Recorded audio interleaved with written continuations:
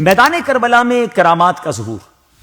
اللہ کریم نے امام علی مقام امام حسین رضی اللہ تعالیٰ عنہ کو بے شمار کرامات سے نوازا تھا، جن کا ظہور میدان کربلا میں بھی ہوا۔ کربلا کے میدان میں ایک موقع پر جب امام علی مقام رضی اللہ تعالیٰ عنہ مسلمانوں کے درمیان خطبہ ارشاد فرما رہے تھے تو اسی دوران بد زبان یزیدی مالک بن عروہ نے خیموں کی حفاظت کے لیے خندق میں لگائی گئی آگ کو دیکھ کر کہا، اے حسین، آپ نے دوزخ کی آگ سے پہلے یہی آگ لگا لی، معاذ اللہ۔ امام حسین رضی اللہ تعالیٰ عنہ نے اس بدبخت کو جواب دیتے ہوئے فرمایا، کذبت یا عدو اللہ، اے خدا کے دشمن، تو جھوٹا ہے، تجھے یہ گمان ہے کہ میں دوزخ میں جاؤں گا اور تو جنت میں جائے گا۔ مسلمانوں کی صف میں سے حضرت مسلم بن اوسجہ رضی اللہ تعالیٰ عنہ کو مالک بن عروہ کے کلمات بہت ناپسند لگے، انہوں نے امام علی مقام سے اس بد زبان کے منہ پر تیر مارنے کی اجازت طلب کی، جس پر آپ نے انہیں یہ کہہ کر خاموش کر دیا کہ میری طرف سے جنگ کی ابتدا نہیں کی جائے گی۔ ناظرین غور کریں، اتنی بڑی بدبختی، اتنی بڑی معاذ اللہ گستاخی کی گئی، مگر آپ نہیں چاہتے تھے کہ آپ کی طرف سے انیشیٹ لیا جائے، جنگ آپ کی طرف سے شروع۔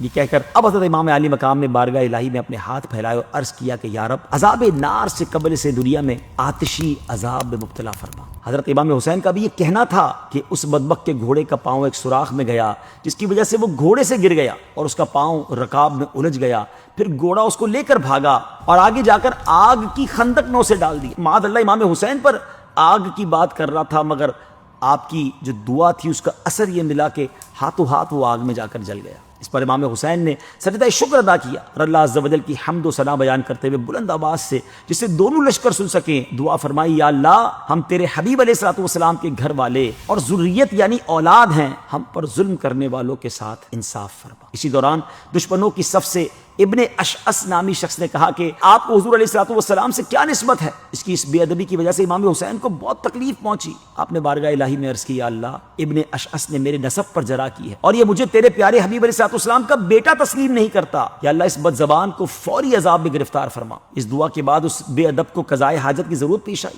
وہ گھوڑے سے اتر کر ایک طرف بھاگا کہ کسی جگہ جا کر قضائے حاجت کرے، اپنے لباس کو اتارا تو ایک سیاہ بچھو نے اس کی شرمگاہ میں ڈنک مارا، اسی حالت میں نجاست آلود زمین پر گرا اور اس کی جان نکل گئی۔ ناظرین، ان واقعات سے معلوم ہوتا ہے کہ آل رسول اللہ کی بارگاہ میں کس قدر و منزلت والے ہیں۔ صرف دعا مانگنے کی دیر ہوتی تھی اور دشمنان آل رسول چندی لبوں میں موت کی گھاٹ اتر جاتے تھے۔ اللہ پاک ہمیں بھی آل رسول کا ادب و احترام کرنے اور ان کی طرح دین اسلام کی خاطر اپنا سب کچھ قربان کرنے کا جذبہ عطا فرمائے۔ آل رسول کی کیا بات ہے!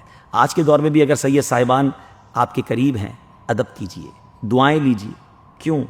اعلیٰ حضرت لکھتے ہیں نا، تیری نسل پاک میں ہے بچہ نور کا، تو ہے عین نور، تیرا سب گھرانہ نور کا۔